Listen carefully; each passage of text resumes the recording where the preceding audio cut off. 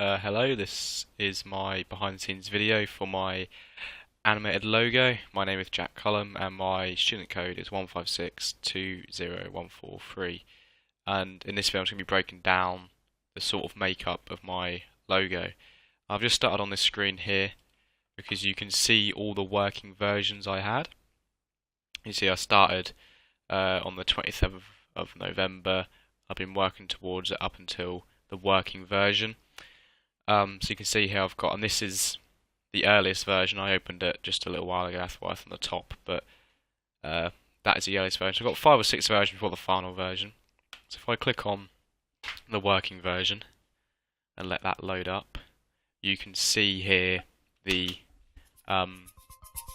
final animation. Just let that play through once. So what I'm going to be doing in this video is sort of like breaking down the actual animation and creation of it itself. So if I just take away all the layers, so I can slowly go through it. So obviously first I created a background. I originally had a red background, but I decided to go for blue in the end because I wanted something quite child friendly and quite just quite welcoming. And it sort of fit in with, because as I've said in my reflection and my inspirations, I was sort of inspired by Newsground. So I had the background, and the next thing I actually added was Earth, which you can't see here, which I'll open it up, but actually it drops down into the video. I've adjusted the sort of size of it, so it's sort of, I think it's called tear and pull for animation, so it falls down, hits the bottom, squidges out, bounces back up, and starts rolling a lot more slowly. The way I created this, if I used a YouTube tutorial, what it is it's a vector map of the layout of Earth, which was in black and white. I'll just see if I can find the effects panel for it. Yeah, here we have. So first I added a sphere effect, which basically maps the image around a sphere.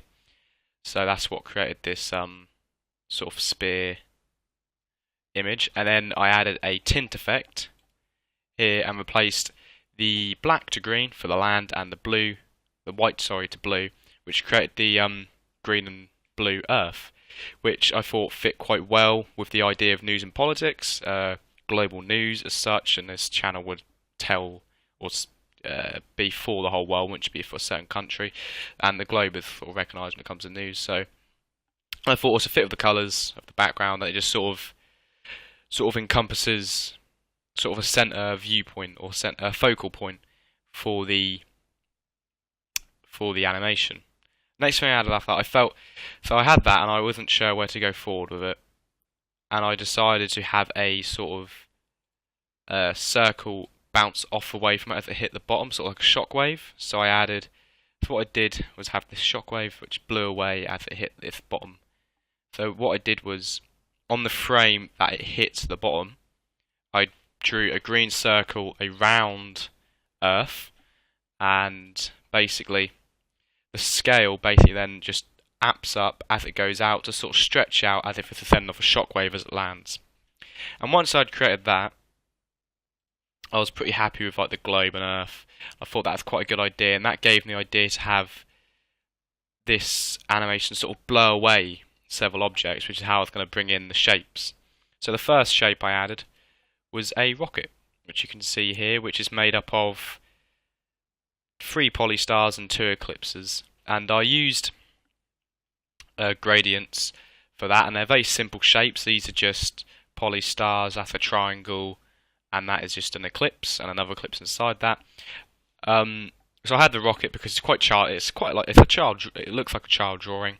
It's quite easy to recognise, and that's meant to represent sort of like science in news and politics. That's like 1 of 4 of the images I've used to represent a different aspect of the news. But as you can see here, each shape is created, and I just transformed it. Basically what I did was, as you can see here, I had it move back and forth every 4 frames to create a smooth animation, and then when the shockwave sends out, as soon as it reaches that, it begins to spin away with the shockwave, almost as the shockwave is blowing it away. So that was the first image I created. After that, I was not sure what to add, so I played around with a couple of ideas. I decided on the money bag, which is seen here, and it has the text on top of that. So basically, similar concept to this again. I just had it animate left and right as smooth sort of 4 frames every second, or every 4 frames it would go back and forth. And then when it got hit by the shockwave, it got blown away. And I had to animate the text and image layer separately. But that's sort of to represent more economy when it comes to news. So we've got science and economy, because it's quite a big part of the news. But I kept it quite child-friendly in nature, because this YouTube channel, Newscape, was made with children in mind. So it'd be quite simplified news in a sense. The next thing I added was a polling card, which I played around with a few ideas for the polling card.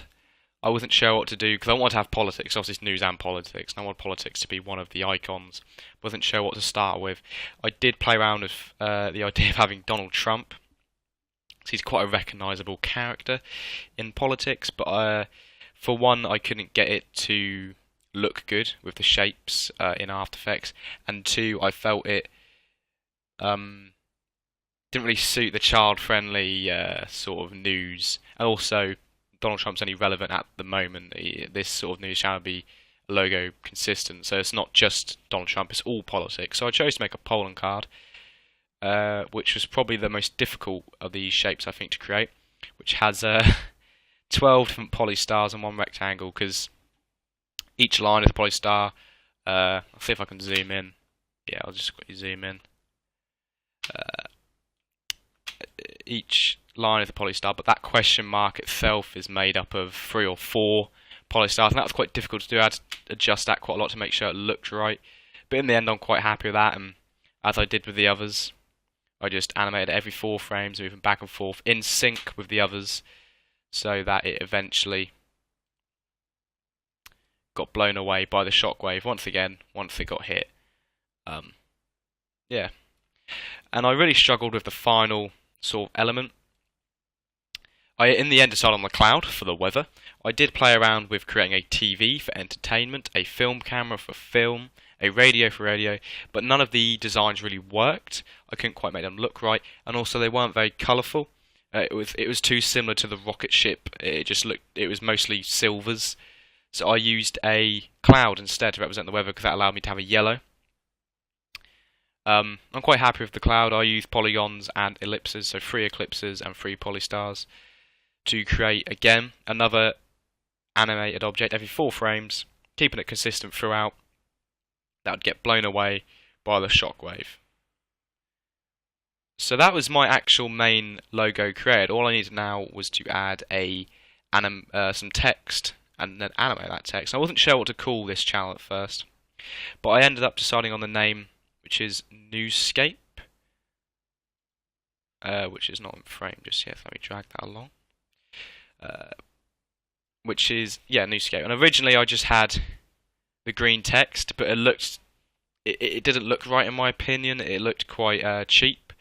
So what I did was I simply duplicated the layer and turned it back and put it down a few pixels, so it gave the text this nice bold look with a bit of shadow behind it. And I think it just looks better, and it's quite reminiscent of the Newsround news page.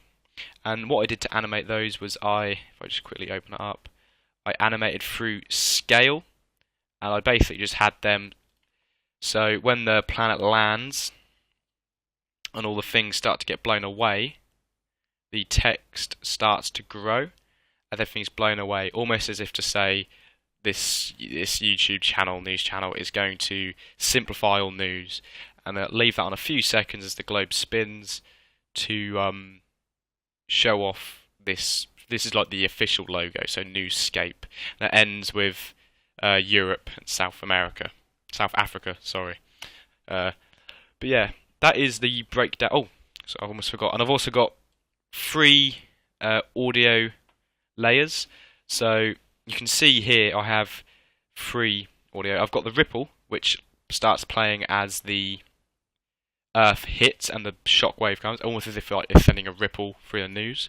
And I've also got a royalty-free song, which just has that sort of news vibe to it. It's quite fast, a little bit dramatic, but not too loud. I did play over a different song, and I did have that, as you can see here, but it didn't really fit the aesthetic of the logo as well, so I ended up getting rid of it. But for this, as you can see, this is my full logo, and in the end, I'm quite happy with it.